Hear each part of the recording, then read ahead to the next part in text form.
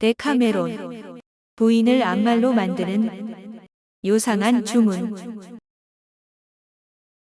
바를레타에 돈 잔니 디바롤로라는 신부가 살고 있었는데 그는 상당히 경제적으로 가난했기 때문에 생활을 지탱하기 위해 암말에 물건을 싣고 풀리아의 여러 시장을 돌며 장사를 시작했습니다. 그러는 동안에 그는 역시 노새의 물건을 싣고 장사를 하는 트레산티에 사는 피에트로라는 사내와 무척 친해졌는데 신부는 친근한 정을 나타내는 뜻에서 풀리아 지방의 관습에 따라 그를 친구 피에트로라고 불렀습니다. 그쯤 되니 피에트로가 바를레타에 오면 언제나 자기 성당에 데리고 와서 재우고 크게 환대를 했는데 피에트로도 매우 가난한 사내로 트레산티에 조그마한 집 하나밖에 갖고 있지 않았습니다. 그 집은 그와 그의 젊고 아름다운 부인과 그리고 그의 소유인 한 마리의 노새만이 겨우 들어가 살 수 있는 집이었습니다. 그러나 그는 잔니가 트레산티에 올 때마다 자기 집에 데려가서 자기가 바를레타에서 환대받은 답례의 뜻으로 정성껏 그를 대접했습니다. 그렇지만 막상 잘 때가 되면 예쁜 아내와 둘이서 잘 조그만 침대 하나밖에 없어 뜻대로 대접을 할 수가 없었습니다. 결국 잔니의 안마를 좁은 외양간의 노새 곁에 메고 그 옆에 집단을 어느 정도 쌓아서 그곳에서 그를 자게 하는 수밖에 도리가 없었습니다. 부인은 신부가 바를레타에서 남편을 대하는 것을 알고 있었기 때문에 그가 올 때마다 자기는 이웃 젊은 아낙네에게 자러 갈 테니 신부를 남편과 한 방에서 주무시게 하라고 남편에게 권했습니다. 또 신부에게도 직접 권했지만 그는 한사코 사양했는데 그런 일이 자주 있자 어느 날 신부는 그녀에게 이렇게 말했습니다. 부인, 전 상관 마십시오. 전 충분히 잘 자고 있습니다. 그 까닭은 제가 마음만 먹으면 이 안마를 아름다운 처녀로 둔갑시켜 데리고 자기도 하며 다시 말을 만들고 싶으면 즉시 말로 바꾼답니다. 그러니 저는 저 안말과 떨어질 수 없는 거죠. 젊은 아내는 깜짝 놀랐는데 신부의 말을 믿고 남편에게 그 얘기를 하고 자기가 생각해낸 것을 덧붙였습니다. 당신의 말씀처럼 저분이 정말 친구라면 왜 그 마술을 배우시지 않죠? 그렇게 하면 나를 암말로 만들 수가 있고 그래서 노새와 말 2마리로 장사를 하여 갑절에 벌이를 할 수 있잖아? 집에 돌아와선 나를 다시 사람인 여자로 만들면 되잖아요?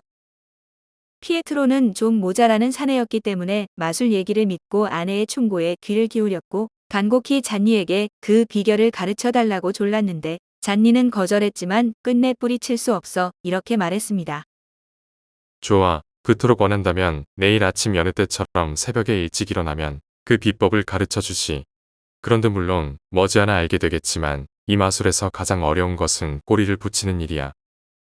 피에트로와 부인 젬마타는 기대하는 마음이 지나치게 커서 밤새껏 뜬 눈으로 지새웠고 새벽이 가까워지자 일어나 잔니를 깨웠고 잔니는 속옷바람으로 피에트로의 침실로 와서 입을 열었습니다.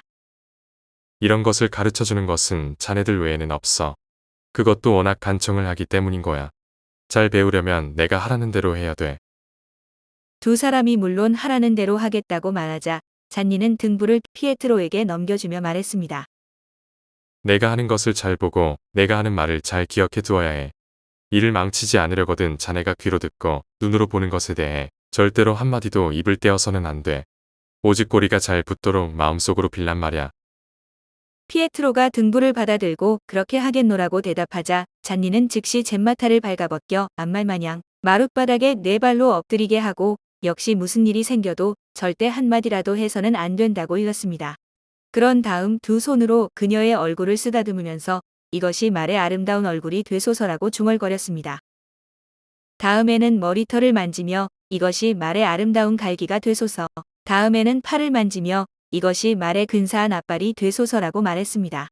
그러고는 다시 그녀의 가슴에 손을 대니 토실토실하고 동금한 젖통이 닿아 부르지도 않은 것이 그만 슬그머니 고개를 축혀들자 그는 이렇게 말했습니다. 그리고 이것이 말의 근사한 가슴이 되소서.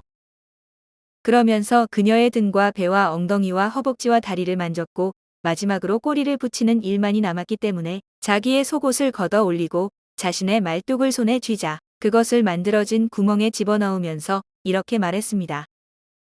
그리고 이것이 말의 아름다운 꼬리가 되옵소서. 아까부터 모든 짓을 잠자코 보고 있던 피에트로는 이 마지막 수작을 보자 기겁을 하여 큰 소리로 외쳤습니다. 잔니. 꼬리는 필요 없어. 꼬리는 필요 없어.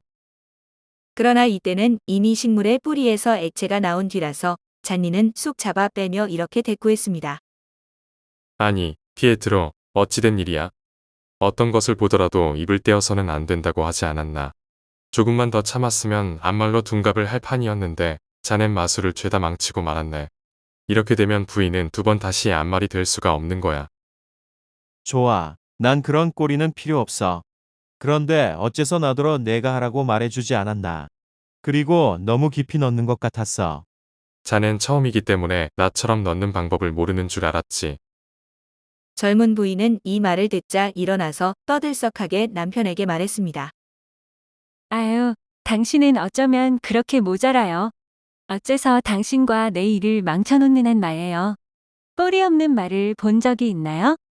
이젠 가난한 당신이 더욱 가난해져도 하는 수 없어요.